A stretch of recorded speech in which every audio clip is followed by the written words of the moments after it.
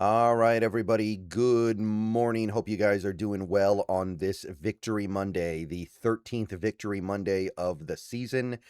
And there's a lot to celebrate right now. If you are a Seahawks fan, the job is not done, but we have done some great work to get to this point, and we are one win away from the top seed and a first-round bye in the NFC playoffs. We are, at that point, just 2 wins away from the Super Bowl. There are great things happening right now, and there's so much to celebrate with this team. And in this video, I want to talk about one thing in particular from yesterday's game that a lot of people may have not noticed, a lot of people may have not been aware of, because when you're watching the game, you're thinking about the game, right? You're thinking about what's going on in the game. You're thinking about beating the other team.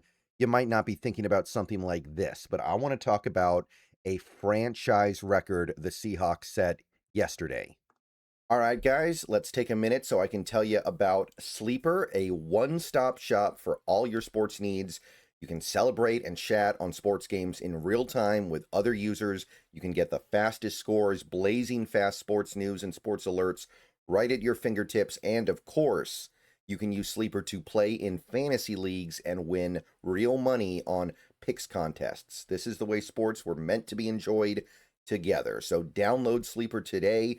Use promo code SBN to get up to a $100 match on your first deposit. And you can pair that with another promo they have right now where you can get a $20 entry free with no deposit required. So get both of those things going. Terms and conditions apply. See Sleeper's terms of use for details. Currently operational in over 25 states and growing. So check out Sleeper today. Get to it and go have some fun with sports this year. Okay, so let's run it down here and lay out the franchise record because it's actually a pretty big one. So, yesterday in the third quarter, when Sam Darnold rolled out on a play action, threw the ball to A.J. Barner, and then A.J. Barner proceeded to run into the end zone, he actually set a franchise record for the Seahawks. Because you see, when he ran into the end zone and Jason Myers followed it up with the extra point, it was the 460th point that the Seahawks have scored this season. That was the 460th point. And that is very relevant because that broke the franchise record. The franchise record before yesterday, set by the 2020 Seahawks, was 459. So they set their new record. And obviously, they would go on to score 10 more points before the end of that game. So they're currently sitting at 470, which is actually right now number 1 in the league. Now, that's not going to stand in all likelihood. The Rams play later tonight. They only need 13 points to draw even with Seattle. And with the way the Rams have been playing, with the way the Falcons play defense, there's no way that the Rams score 13 points or less tonight. So that's not why I'm making this video. I'm not making this video about a first place ranking that is kind of meaningless and won't be there in 12 hours. I'm making this video to celebrate the fact that this team has broken their all-time record, and they did it without the extra game. If you go back and look at 2020, one thing that you might notice is that they only played 16 games. This was back when there was a 16-game regular season, and Seattle broke their franchise record in points with 459. Now, getting to 470 this year obviously breaks the record. How much would it mean if Seattle needed the 17th game to get it? Maybe not as much. The points per game would probably be a little bit lower. However, they broke the record in 16 games. So either way you slice it, it is still a meaningful record. So shout out to Clint Kubiak, Sam Darnold, Ken Walker, Zach Charbonnet, JSN, AJ Barner, and anybody else involved in this offense this year. The even the guys who we don't necessarily associate with playing at a very high level, guys like Anthony Bradford, guys like Jalen Sundell, they're still out there, they're still grinding, and whatever little you may think of some of those guys, whatever little you may think of guys like Bradford, however you feel about Charles Cross, or I think most people are high on Abe Lucas, but whatever you think of these guys, they are now part of franchise history. So big shout out to them, because this is their first year together. This is Kubiak's first year in Seattle. This is Darnold's first year in Seattle. They have done something I don't think anybody would have picked them to do. I mean, think about that 2020 Seahawks team for a second. That was Russell Wilson in the final year of his prime. That was DK Metcalf having the best year of his career. That was Tyler Lockett having a career year as well. That was, to a certain extent, I know he got hurt, but Chris Carson having a very effective year. That was, remember David Moore? Remember all the fun we had with him that year? Will Dissly. I know we hate the dude, but Greg Olson was a part of that too. That was the kind of the idealized Seahawks offense, even though it leveled off later in the season, even though it stopped scoring as we moved into the later months. That was a very special offense.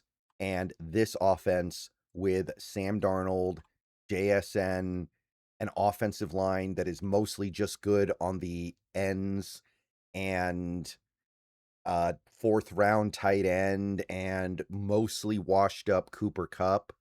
Somehow they have beaten it. And that's quite a thing.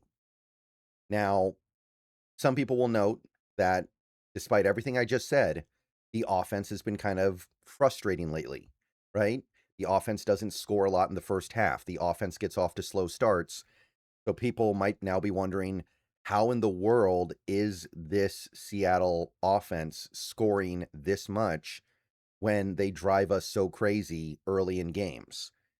And the answer is, it's not all the offense. And that's one of the underrated elements here that I do want to celebrate. Seattle leads the league in non-offensive touchdowns with 7. So you've got 3 defensive touchdowns this year. You've got 2 DeMarcus Lawrence fumble recovery touchdowns. You have the Ernest Jones pick 6 against Minnesota. And then on special teams, you have the Halani recovery in the end zone against the Steelers. You have Horton punt return touchdown against the Saints. And then you have Shaheed kickoff return touchdown against the Falcons and punt return touchdown against the Rams. So they are finding different ways to generate points. You take away those 7 touchdowns, there's no way Seattle is even close, I don't think.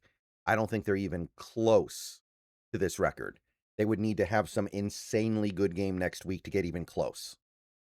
As it stands, not only do they have the record comfortably, they're in range of their first ever 500-point season, which is something that's happened more than 30 but less than 50 times in NFL history, I think. This could legitimately end up being one of the 50 highest scoring teams in the NFL history. And again, that's skewed a little bit by the 17-game season, but regardless, there's only going to be a couple teams this year that score 500 points or more. And Seattle has a chance to be one of them. Scoring 30 points against San Fran next week will be hard, but the Bears just did it. I just watched it not that long ago, so I know it's possible in theory. The Bears do not have some godly, unstoppable, impossible to replicate offense. So there's a chance to do something really, really special here. Although realistically, they already have. So they get you from every angle. They get you with the offense, they get you with the defense, they get you with the special teams. We find ways to score, and without having an offense that feels inevitable, they get it done. And that is definitely something worth celebrating, because at the end of the day, the goal is to put points on the board. Now, I want to be completely transparent here. The 2020 Seahawks offense was great in part because of COVID. If people remember that 2020 season, defenses really did not know what they were doing across the entire league. And for most of that season, nobody really knew how to stop opposing offenses. And because of that, we had record-breaking scoring, and we are probably never going to get that again. Seattle averaged nearly 29 points a game, and they only finished 8th in the league, barely in the top quarter. So it actually wasn't that great of a performance relative to the rest of the league.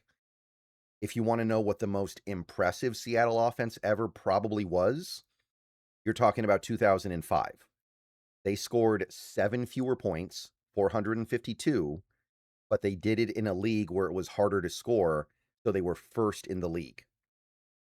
So, yeah, this was probably a better offense relative to the rest of the league. But, I mean, Seattle's broken that record too, right? Now, if Seattle wants to finish first in points scored, that's a lot to ask. They're going to have to either have the Rams really, really just slam the brakes these last 2 games, or they're going to have to go completely insane against the Niners next week, which is, the Niners have a lot to play for, so that's going to be really hard. But I guess it's theoretically possible. Either way, new franchise record. No Seahawks team has ever scored more points than these guys. Not the 2020 team, not the 2005 team, not the 2015 team that I think had the best offense the Seahawks have had in terms of what was put on the field, because the second half of the year they completely detonated all over everybody, but that was only the second half of the year. And look who they've done it with, right? They don't have Russell Wilson. They don't have Sean Alexander. They don't have Steve Largent. They don't have Walter Jones. All these great legends of Seattle offensive play, all these all-time great guys that we talk about and lionize. We don't have those guys. We have Sam Darnold, who was kind of available for anybody to sign this offseason. We have JSN. He's probably our one superstar. We've got kind of a nebulous interior offensive line. You got Cooper Kupp out there playing a lot despite not having a ton left in the tank. It is an offense that is greater than the sum of their parts. And that is worth celebrating. Although, again, defense and special teams have really helped bridge the gap here. All right, see you guys later. Go Hawks. More videos coming soon, but I just wanted to celebrate that for a little bit.